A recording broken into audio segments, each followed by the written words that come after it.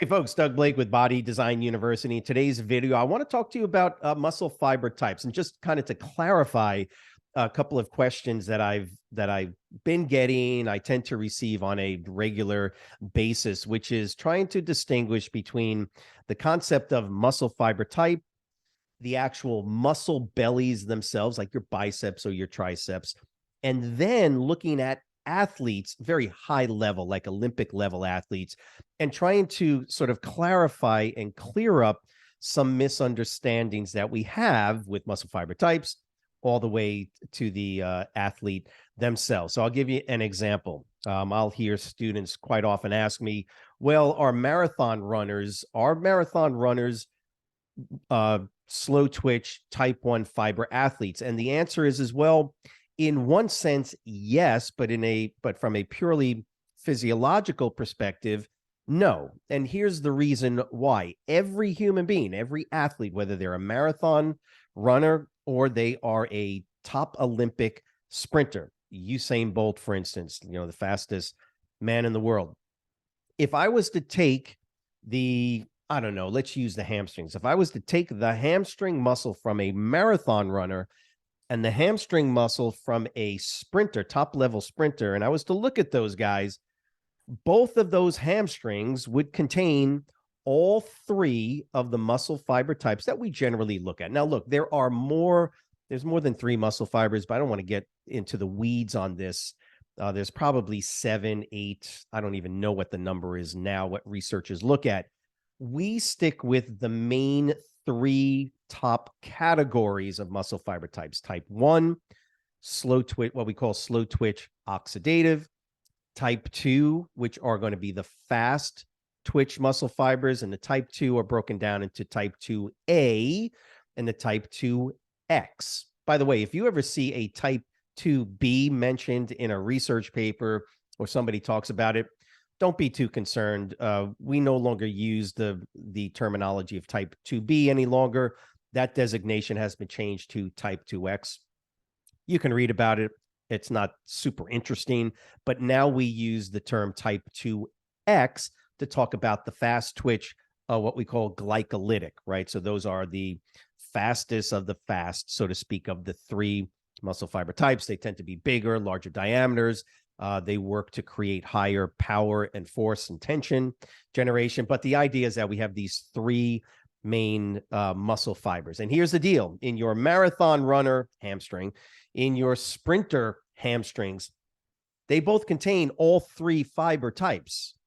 The difference is generally in two things. Two things are going to distinguish between the muscle fibers or the amount of and percentages. One, the percentage, obviously. So marathon runners, and this is going to probably be due to genetics. They picked the right parents. These individuals, marathon runners, did I have marathon? Okay, so you got a marathon runner, right? Their hamstrings, their quads, their glutes, whatever the case is, the muscles in their bodies probably already have a higher percentage of type 1, right? Slow twitch oxidative fibers. Every human being has type 1 fibers in their hamstrings. You get that?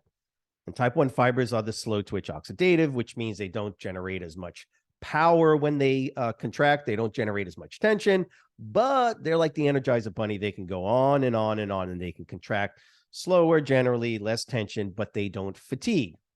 But that same marathon runner in their hamstrings also has type 2A and type 2X fibers. It's just that because of the genetic percentage greater type 1 fibers, and here's a second variable, the way they train, okay? Marathon runners generally are not in the gym doing heavy leg curls, heavy stiff-legged deadlifts, heavy squats, heavy power cleans. In general, they ain't doing that. Therefore, they're not training their type 2X, type 2A fibers the way a sprinter would be training them. Okay, so you see the two variables. One is, did you pick the right parents? Haha. In other words, genetically, do you have a higher percentage of type 1 fibers? If you do, you might want to go into marathon running, right? Endurance type training.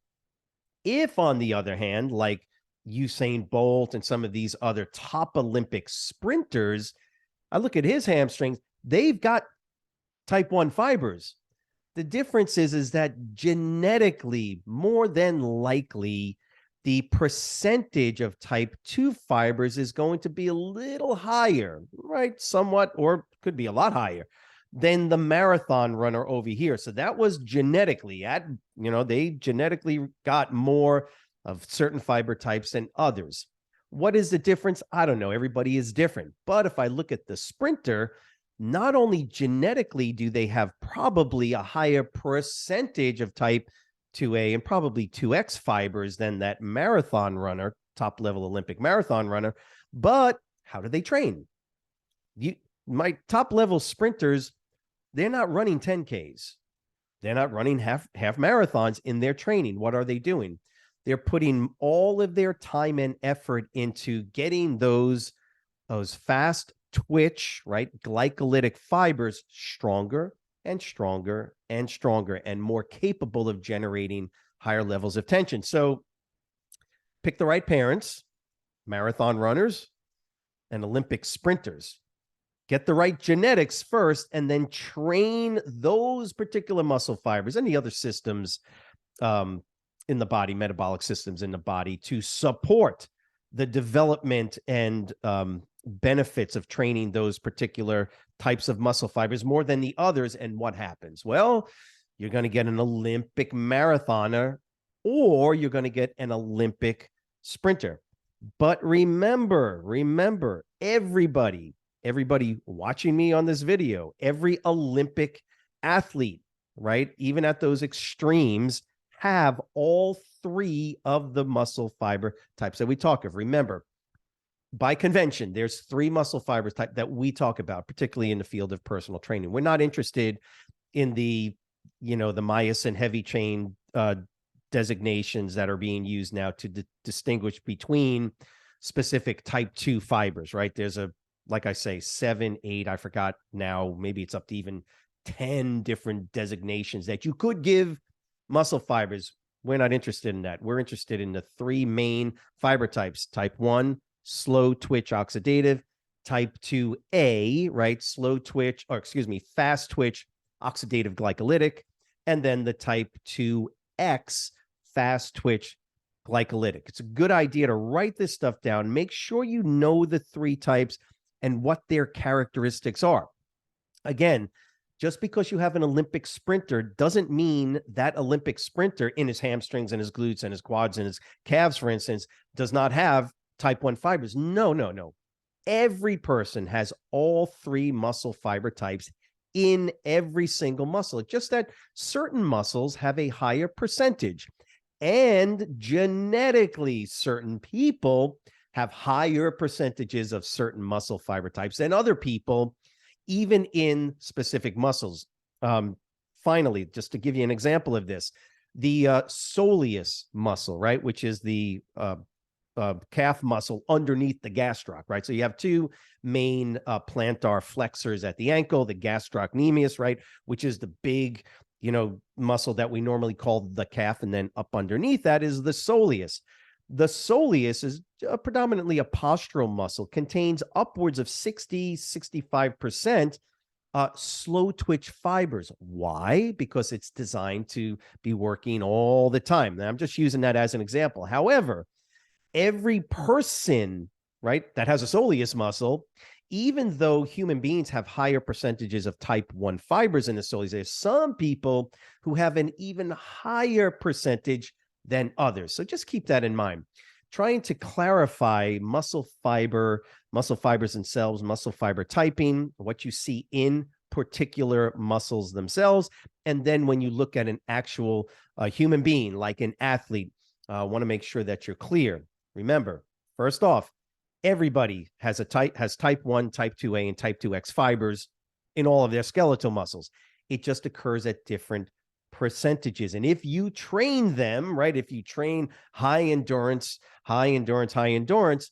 the amount of type 2A, type 2X fiber involvement in the particular activities that you're participating in will go down. If you're running marathons all the time and you're running half marathons and other endurance type of athletic events, the amount of type 2X fiber involvement in your running is going to go down.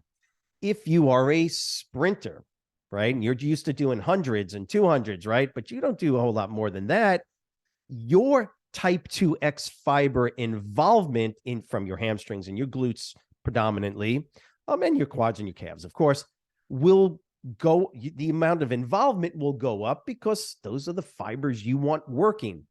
In a sprinter, the amount of involvement of the type 1 fibers is going to go down, and you're not going to see a whole, they're going to work, of course, but just not to the same level or involvement that you see in a marathon runner. Now, look, if you have any questions, please go ahead, leave them in the comment section below. Keep in mind, every Wednesday night, we do what's known as Quizlet Live. It's an exam study to help you to pass your certification exams. Wednesday night, 8 p.m. That's Eastern time. So what? 7 o'clock Central, and then Mountain is 6 o'clock, and Pacific. That's pretty good, right? Pacific would be what? 5 o'clock. So just keep that in mind. 8 o'clock Eastern every Wednesday night. If you want more information on how to become a certified personal trainer, please click the link below. Make sure that you let us know that this particular video or any of the other videos that we provide were helpful for you. As always, have a great weekend. We'll see you next week. Bye.